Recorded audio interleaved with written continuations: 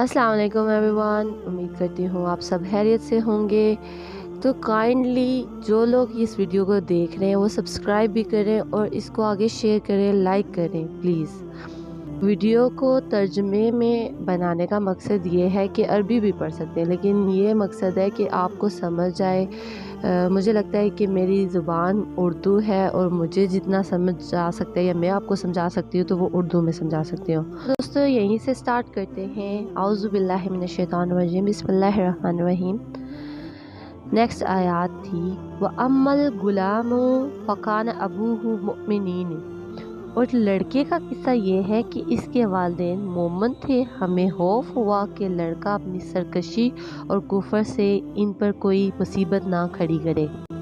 इसमें था कि इस लड़के की किस्मत में कुफर लिखा था। हमें खदशा लाहक हुआ कि कहीं ये अपने माँ बाप को भी कुफर में ना मुब्तला करते।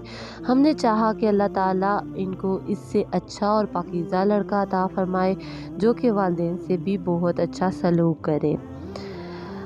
नेक्स्ट आयत का तर्जुमा कुछ इस तरीके से है, लिहाजा हमने चाहा कि उनका रब इसके बदले उन्हें इससे बेहतर लड़का अता करे जो पाकीज़ा हो और कराबत का ख्याल रखने वाला हो। और दीवार की बात यह है कि वो 2 यतीम लड़कों की थी जो शहर में रहते थे। इस दीवार के नीचे उनके लिए खजाना था और उनका बाप एक सालिहा आदमी था। लिहाजा आपके रब ने चाहा कि ये दोनों यतीम अपनी जवानी को पहुंचकर अपना खजाना निकाल लें, इन बातों की हकीकत जिन पर आप सब्र ना कर सके। हाँ, इससे साबित हो जाता है कि हज़रत हिजर के सारे काम अल्लाह के हुक्म से थे, वरना नाजायज़ ठहराते। आयत नंबर 74 के तहत हम बहस कर चुके हैं कि हज़रत हिजर नबी थे या फरिश्ते थे। इस आयत का तर्जुमा है व यसअलूनका अन ज़ुल्करनैन। लोग आपसे ज़ुल्करनैन के बारे में पूछते हैं, कहिए कि अभी मैं इसका कुछ हाल तुम्हें सुनाऊंगा। ज़ुल्करनैन का मायनी 2 सिंगों वाला है। ये एक बादशाह को लक़ब दिया गया था क्योंकि उनकी हुकूमत मशरक़ और मगरब में फैली हुई थी।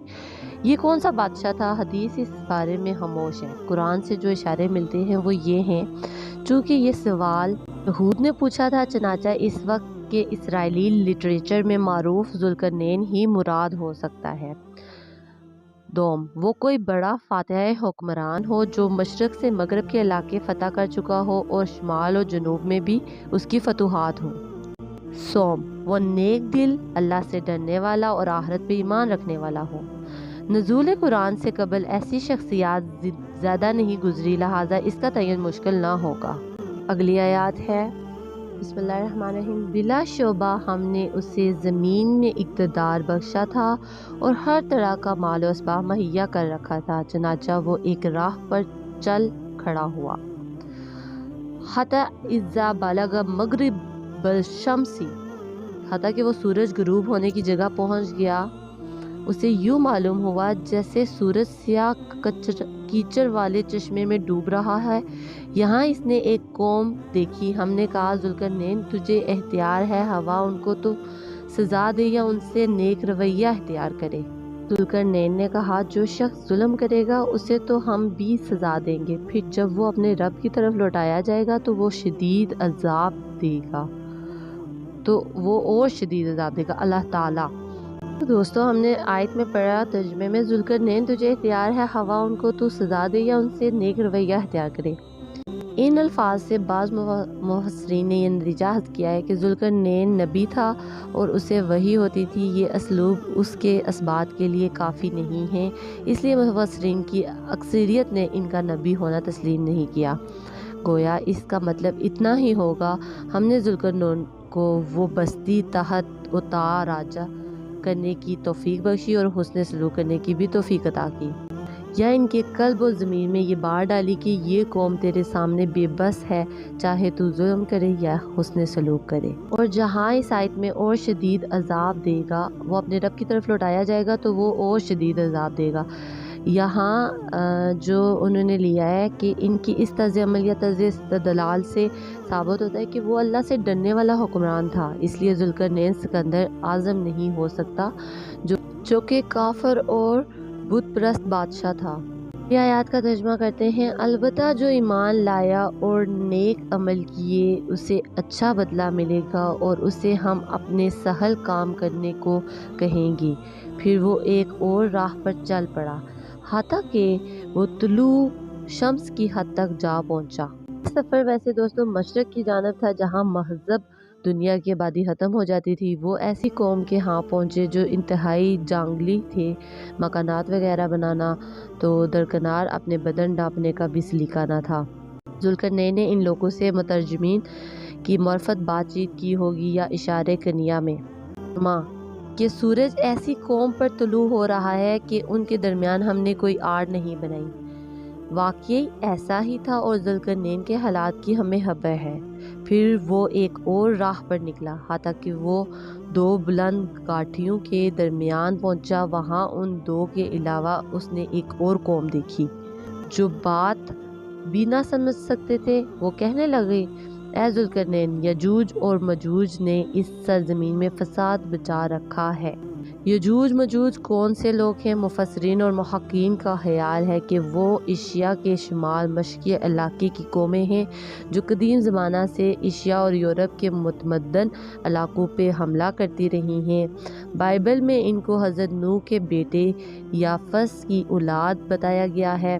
یہ علاقے موجودہ روس میں ہیں، واللہ عالم۔ اگر یجوج مجوج کا یہی علاقہ ہو جو ہم نے ذکر کیا ہے تو سدین سے مراد آمنے سامنے کے وہ پہاڑ ہوں گے جو کوہ کاف یا ککیشا کے پہاڑی سلسلوں میں ہیں اور جن کا موقع بحر کیپسن اور بحیرہ سود کے درمیان ہے۔ اگر ہم آپ کو چندہ گٹھا کر دیں تو کیا آپ ہمارے اور ان کے درمیان ایک دیوار چن دیں گے؟ اس نے کہا، میرے رب نے جو مجھے قوت دے رکھی ہے وہ بہت ہے، تم بس بدنی قوت سے میری مدد کرو تو میں ان کے اور تمہارے درمیان بند بنا دوں گا۔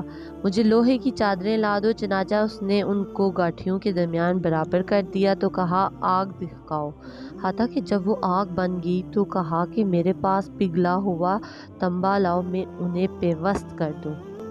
دوستو، پہلے لوہے کے بڑے بڑے تختے لگا کر دونوں پہاڑوں کی درمیانی جگہ پھاڑ دی گئی۔ پھر پگھلا ہوا تنبا انڈیلنے سے انتہائی مضبوط بند بن گیا۔ اس سے بھی ذوالقرنین کی حدت صلاحیتوں کا اندازہ ہوتا ہے۔ ترجمہ: پھر یجوج مجوج نہ تو اس کے اوپر چڑھ سکتے تھے اور نہ ہی اس میں سوراخ کر سکتے تھے۔ دوستو، یعنی یہ دیوار اتنی مضبوط تھی، پھر بھی اللہ کے سوا ہر چیز فنا ہونے والی ہے، قیامت کو یا قیامت سے پہلے۔ بعض روایات میں اس دیوار کو 50 میل لمبی، 29 فٹ اونچی اور 10 فٹ چوڑی بتایا گیا ہے، واللہ عالم۔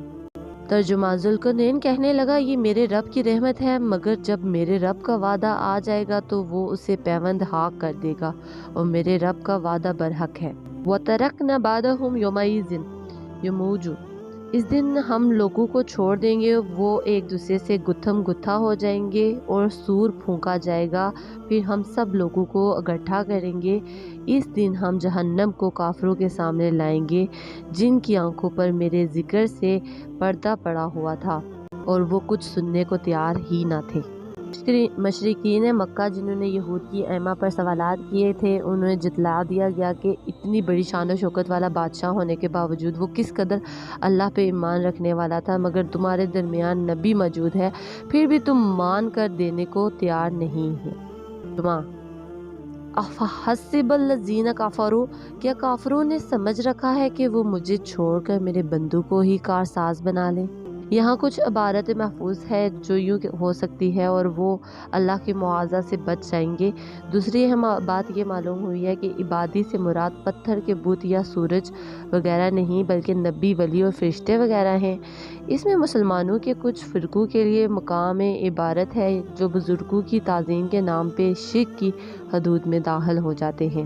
ترجمہ: ہم نے ایسے کافروں کی مہمانی کے لیے جہنم تیار کر رکھی ہے۔